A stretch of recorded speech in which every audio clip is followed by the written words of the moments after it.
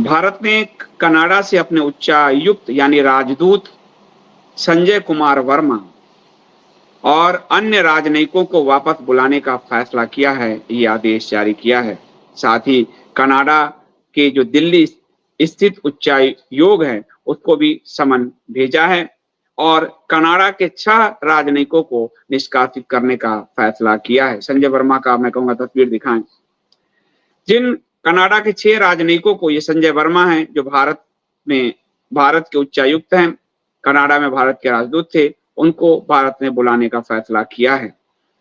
हालांकि कनाडा का ये दावा है कि हमने इनको बाहर जाने को कहा है, अपने देश छोड़ने को कहा है, लेकिन भारत सरकार का कहना है कि चूंकि संजय वर्मा और भारत के जितने भी उस दूतावास में कर्मचारी अधिकारी हैं, उनका जान खतरे में है कनाडा सरकार के इस तरह के व्यवहार के कारण, इसलिए हमने उनको बुलाने का निर्णय लिया है। इधर भारत ने कनाडा के जो राजनयिक हैं यहाँ पर दिल्ली में स्थित दूतावास में, उनको समन जारी किया है और उनको तत्काल 19 अक्टूबर को रात 11:59 से पहले देश छोड़ देने को कहा है।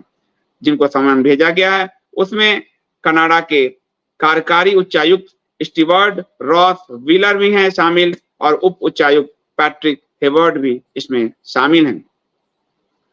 सोमवार को भारत ने कनाडा के डिप्लोमेटिक कम्युनिकेशन को पूरी तरह से खारिज कर दिया। भारत सरकार का अब तक का यह सबसे कड़ा रुख है। भारत और पाकिस्तान के बीच भी इतना कड़ा रुख कभी अख्तियार नहीं किया गया। वार को छोड़कर वो कड़ा रुख भारत सरकार ने कनाडा के प्रति अपनाया है।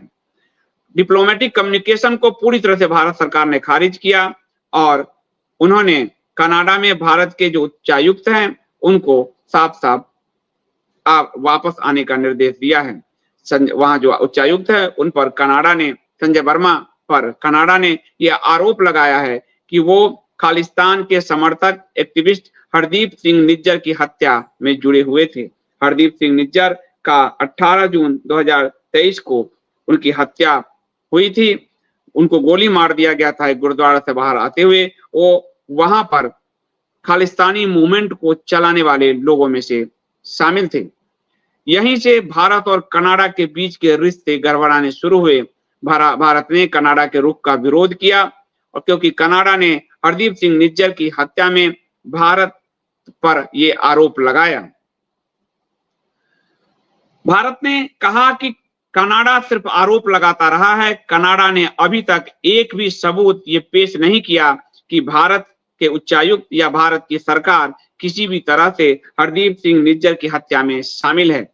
लेकिन जब भारत की सरकार ने समन किया तो कनाडा के विदेश मंत्रालय ने कहा कि हमने इस बार उनको सारे साक्ष्य दे दिए हैं और हमने कनाडा की सरकार ने वो कर दिखाया है जिसकी मांग भारत सरकार लंबे समय से कर रही थी।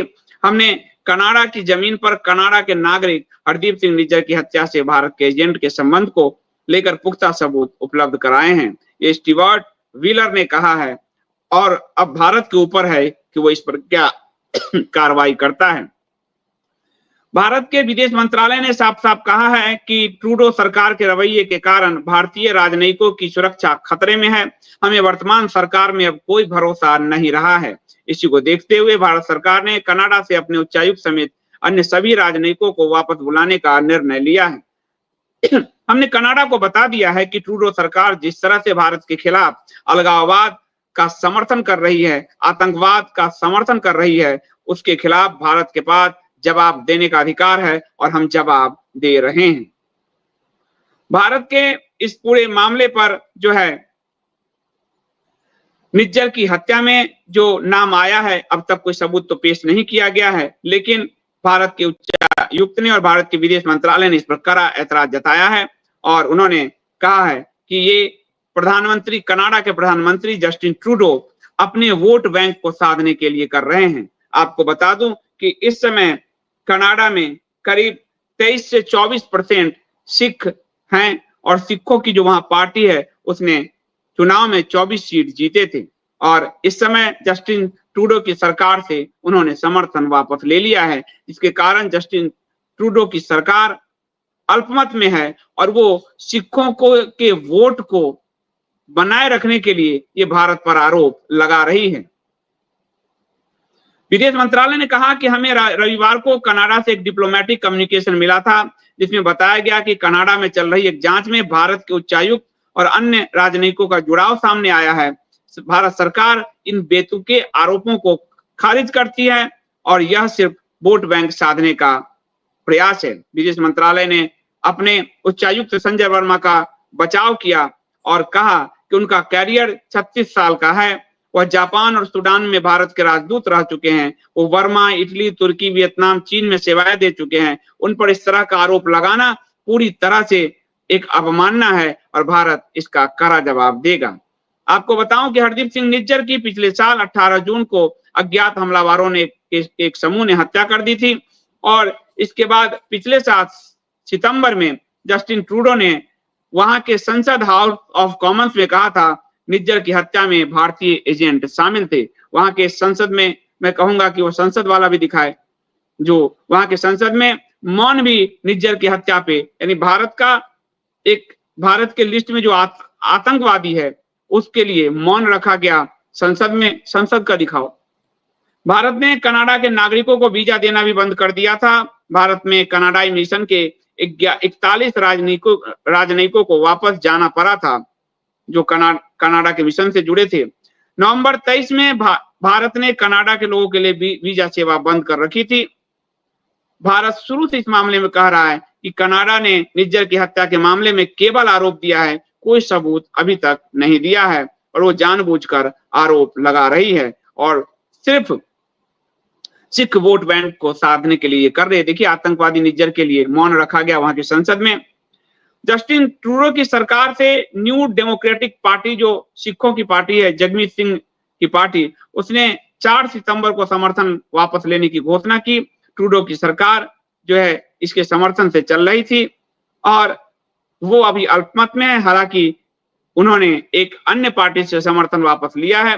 2025 में कनाडा में चुनाव है। ट्रूडो चाहते हैं सिख उनका समर्थन करें। जस्टिन ट्रूडो 2015 से सत्ता में बने हुए हैं। 2019 और 21 में ट्रूडो की पार्टी बहुमत हासिल नहीं कर सकी थी।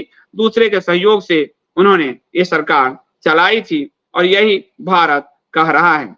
इस पूरे मामले में जो दूसरा पहलू आया वो आया कि एक और खालिस्तानी अतिवादी अलगाववादी सुखदूर सिंह की हत्या जो 20 सितंबर 2023 को हुई थी, उसमें आरोप लगाया गया कि भारत के राजनयिक, जिसमें भारत के गृह मंत्री अमित शाह का नाम लिया गया और यह आरोप लगाया गया कि अमित शाह ने या जो है यहाँ पर लॉरेंस बिश्नोई गिरोह के जरिए ये हत्या करवाई है।